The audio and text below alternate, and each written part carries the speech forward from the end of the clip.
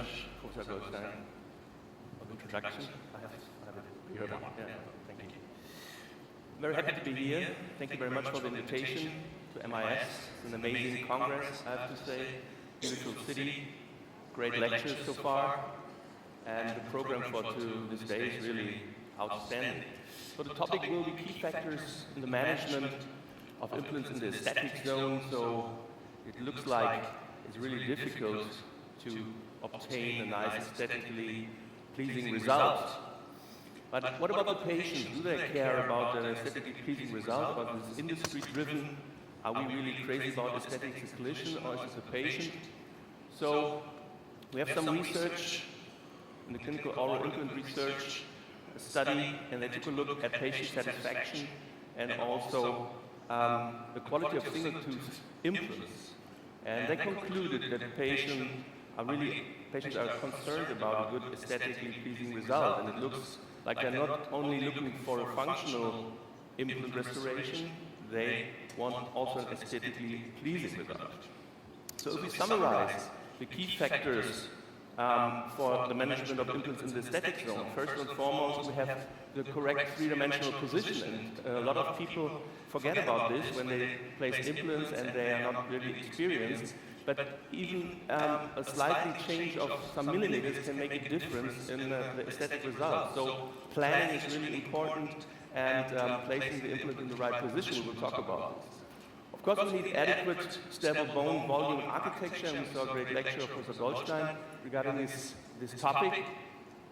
But soft tissue today is really a big topic and a hot topic, and we need sufficient soft tissue thickness and also a nice shape of the transmucosal connection, because we have a biological seal, we have the tissue plane together with the materials, and the shape, material, and surface of the abutment is of great concern. Also the restoration for a long-lasting result, and last but not least, the development and maintenance of an appropriate soft tissue contour. So this is a failure, obviously, a patient that comes into the office and presents like that, and she's also willing to get rid of the implant and do the whole treatment again. So what we see is a breakdown of the peri-implant restorative interface, what we call that. So it's the interface between the material, the soft tissue, the bone, and we see the breakdown of the seal. It's a biological seal that prevents the microbes of the oral cavity from migrating underneath the tissue. And it's not only an aesthetic failure, also it's a biological and functional failure. So if this is what you offer your patients, then you are in trouble. I learned we have three kinds of friends. Friends for a reason, friends for a season, and friends for a lifetime. And this is not a good base for friendship for lifetime, obviously. So we see there's not enough soft tissue thickness, there's not enough keratinized tissue.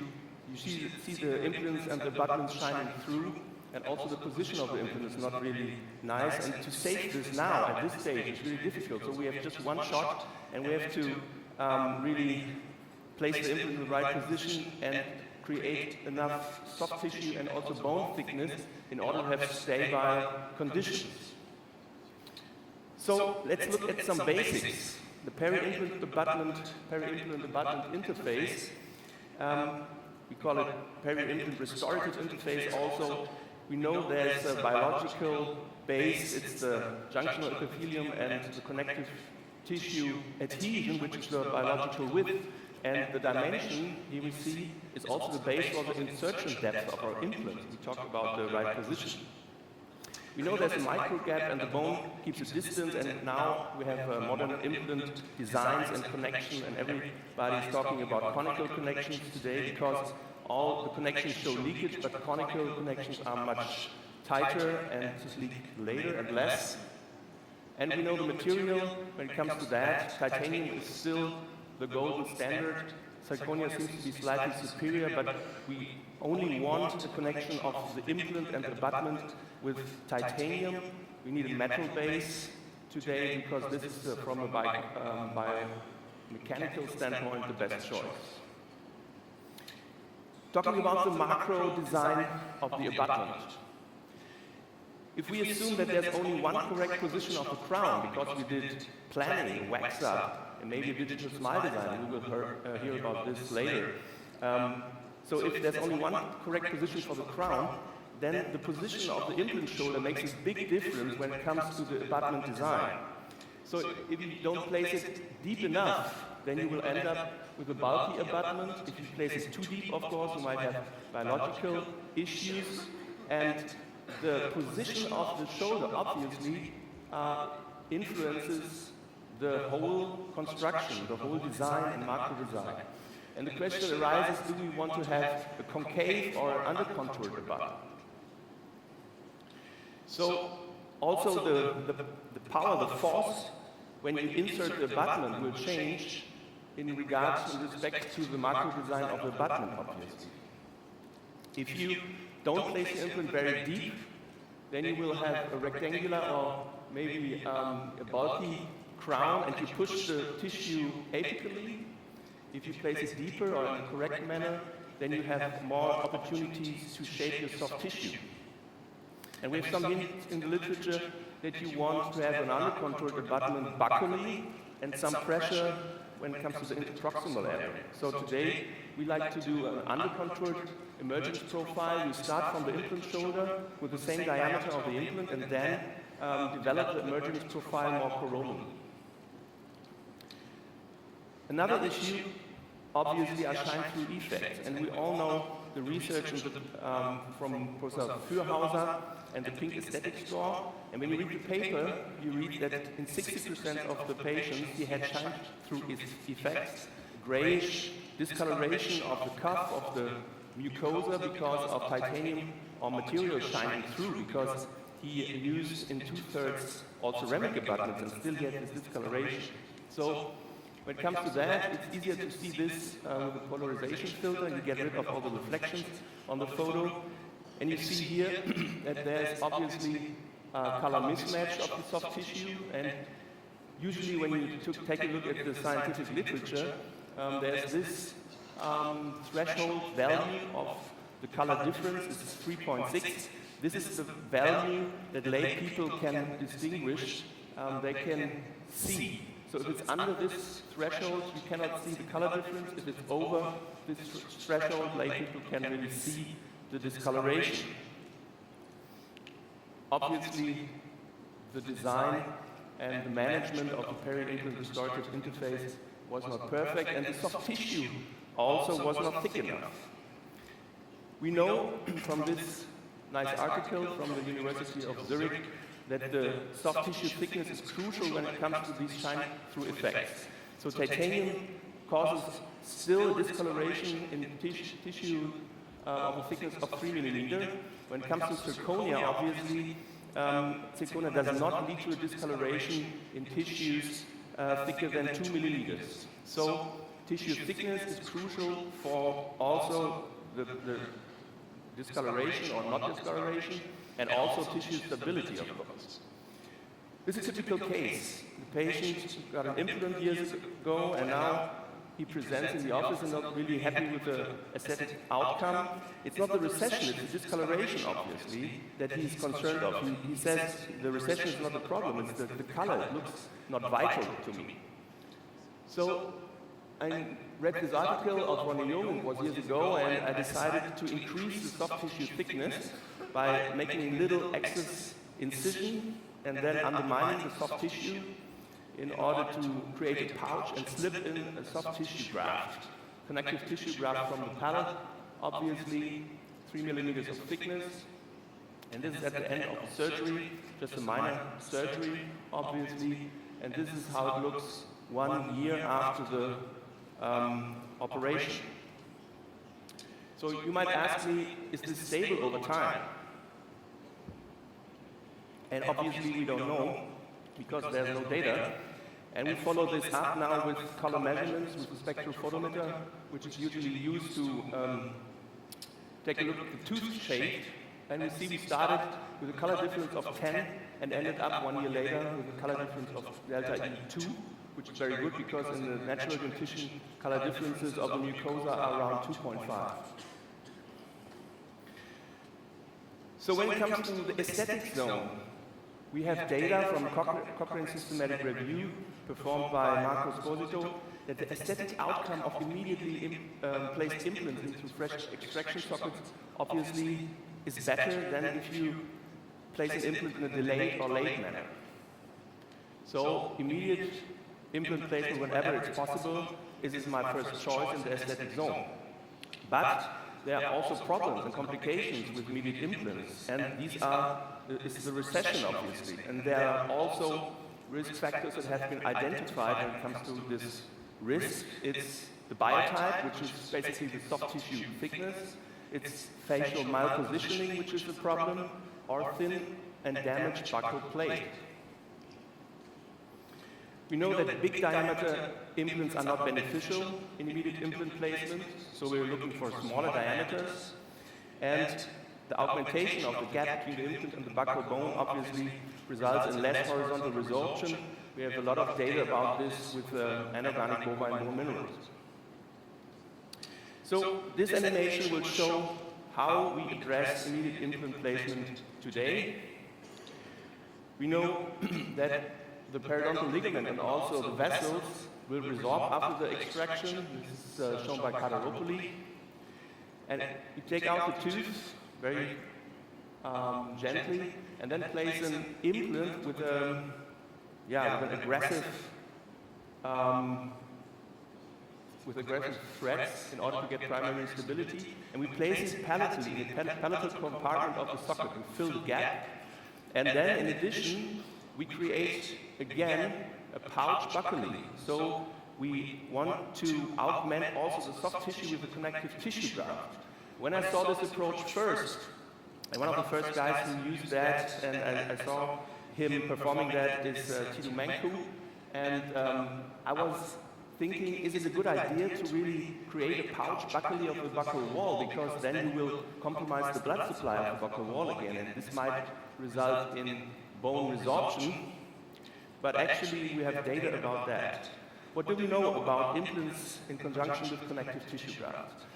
We showed, or Wiesner and Schnee showed in a study that it's possible to increase the soft tissue thickness, and they could increase the soft tissue thickness to 1.3.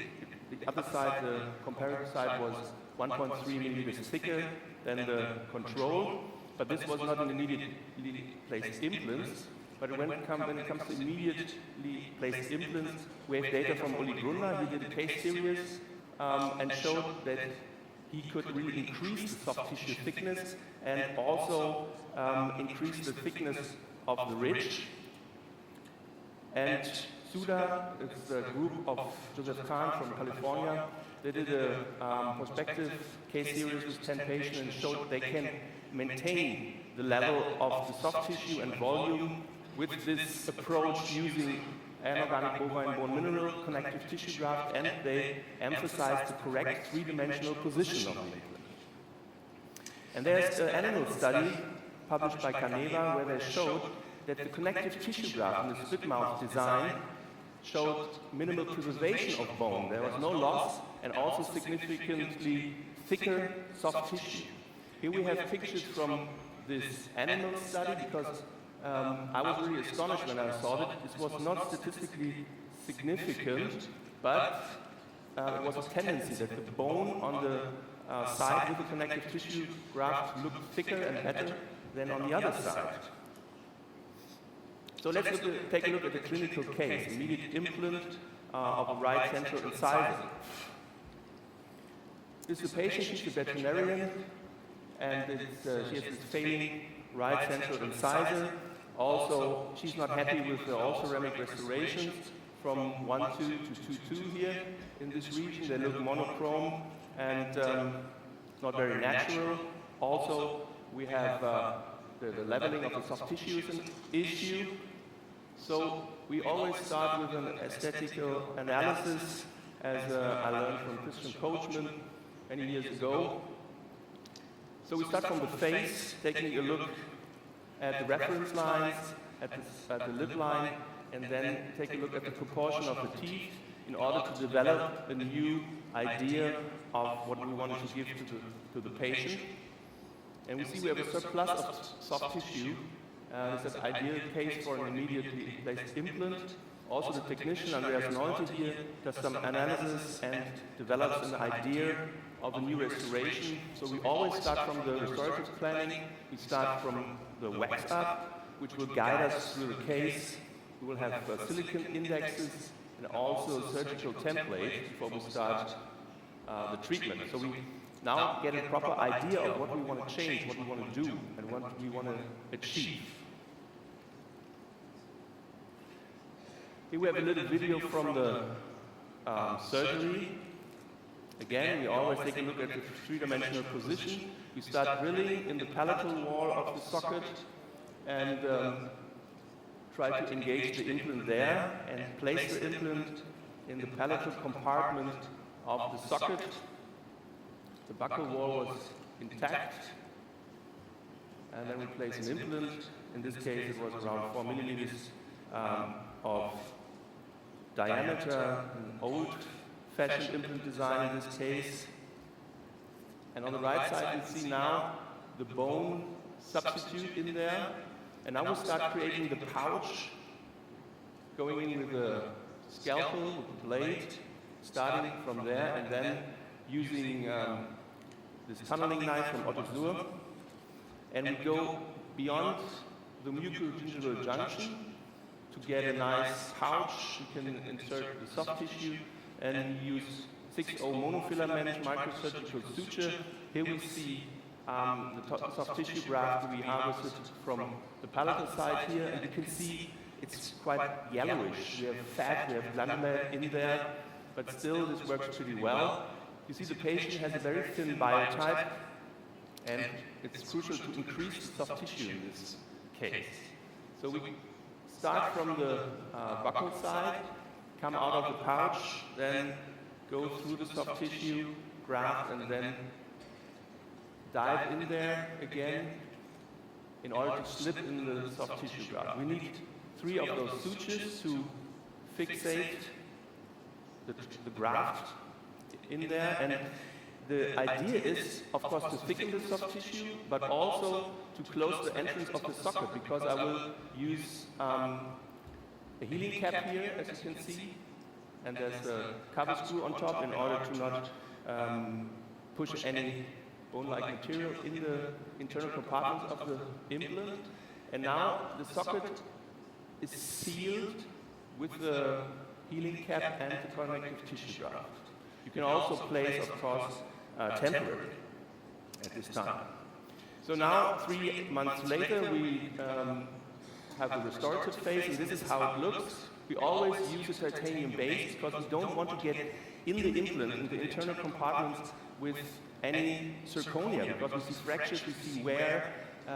So the metal base is really a crucial concept today, and also the optical properties of this is important. We did some research on the idea of using fluorescent materials in order to increase the brightness value and the brightness of the soft tissue also. And here you see the trying in the lab. Communication with the technician is very important. The technician has to spend time with the patient. He needs the opportunity to talk to the patient and do try-ins to develop a nice new restoration. And we like to show pictures, photos to the patient, not the mirror only, because they have a different perception there.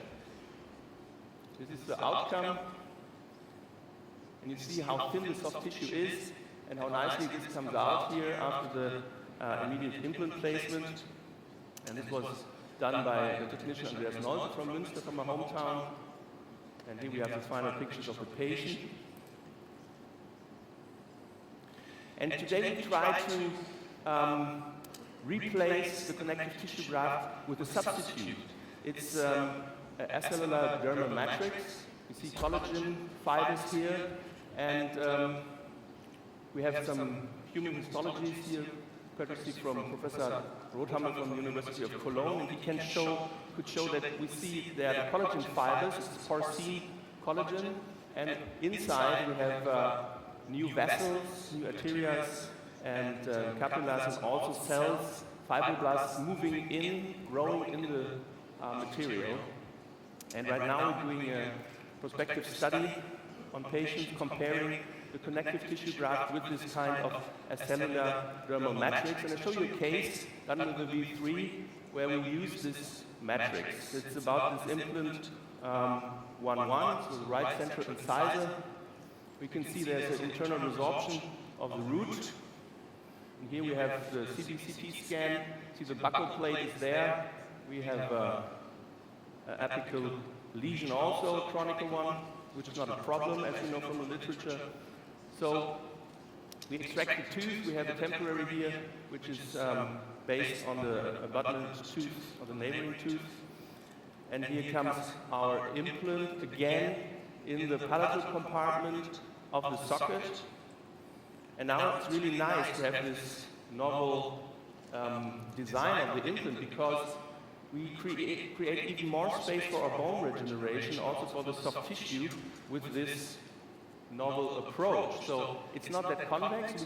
We can place a quite big diameter, which gives us a nice stability of the implant. But here in the coronal area, we have this cutback, and we have more space for bone and also for connective tissue. So this area here is important, gives us place for bone, and here we have, because we have this conical connection and this converging abutment, we have space for the soft tissue. So again, our implant in the palatal compartment, we augment the gap, and here's our connective, not our connective tissue, but the acellular dermal matrix, which replaces the soft tissue. We have now the healing cap in place, and now we thicken the soft tissue and also close the buccal compartment of the socket with the mucoderm. This is how it looks 1 week after the surgery, and this is how it looks 3 months later. And now the restorative phase begins, and now we have to develop the correct emergence profile, because we start now from the round diameter of our implant and the healing cap. And again, we need to wax up in order to transfer the anatomical emergence profile on our cast. And again, a metal base for our abutment. So again, the abutment design starts with the correct emergence profile. Then we have here the framework, which is lithium disilicate in this case, on this side, and this is zirconia. And then again, we starting from the wax up and the silicone indexes, and the technician works in that. And we always strive to have screw retain crown, which is retrievable, in order to not create any issues with excess cement. Of course, surface texture. We see nice stratification layering here. The technician Pascal Holthaus. And now, when everything was tried in, then we glue the crown, the implant crown, on this titanium base. And we also always do grid blasting. And this is how we do the emergence profile. In the connective tissue zone, we don't want to be really too convex. We start very gently and using the diameter of the implant, and then in the coronal part, we do the emergence profile and get really the anatomical shape of the crown. So this is final restoration that we place in the mouth, and you see how nicely the tissue looks here, which is the implant and the crown in this area. Here we have the X-rays. You see how nicely the crestal bone looks around the implant. Also here, this CBCT scan, how nicely we preserve the buccal bone with this approach after the restorative phase. And this is because we place the implant in the palatal compartment of the socket, we fill the gap, and we have this nice implant design, which gives us even more room for bone augmentation. So, with this last pictures, let me conclude what we talked about. The key factors for managing the implant in the aesthetic zone is the correct three-dimensional position. This is really a basic. We need adequate stable bone volume and architecture, of course.